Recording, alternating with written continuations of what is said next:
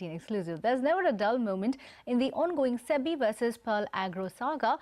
PACL, that is a Pearl Group company that had raised money from public in the name of agriculture and real estate businesses, has been found by the market regulator to have collected thousands of crores through illegal collective investment schemes over a period of 18 years. And while SEBI is in the process of refunding money to the investors after selling attached assets of PACL Group, it looks like they have more dirt on the company, and this one's a money trail that can be traced to Australia. Ashmit Kumar, who broke that story, is here with the details. Ashmit, a lot of complicated structure and contours.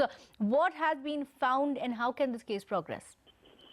What the investors claim and SEBI's claim at this point is quite simple here. What both of them are alleging simultaneously is that PACL and its promoters, along with the directors, along with various associate companies, siphoned off funds that were collected here domestically, here in India. They were siphoned off. In fact, they've drawn a money trail itself, and SEBI has presented that itself to an Australian court.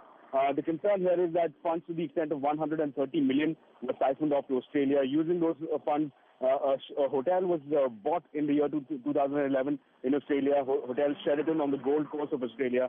Subsequently, it was sold off for a consideration of 140 million. Now, what we understand after speaking to sources is that SEBI has taken this issue on an aggressive footing. It has also filed an application in the Australian court, and it is essentially seeking freezing of these PACL assets and the PACL funds in Australia to ensure that the investors here domestically, here in India, are not prejudiced in any way. And subsequent to that, what we understand is that the hearing in Australia as we speak is underway, and that we'll be getting more updates on whether or not the Australian court grants any protection to SEBI, to the market regulator, or to the investors in question. Of course, it's important to remind our viewers that in the month of July, the Australian court had passed an order protecting the investors to the extent of $92 million of the 130 million that had been siphoned off.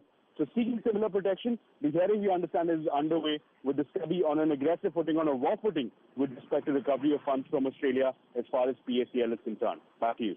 All right, Ashwin, thanks for joining in with those details. So that ongoing tussle between SEBI and PACL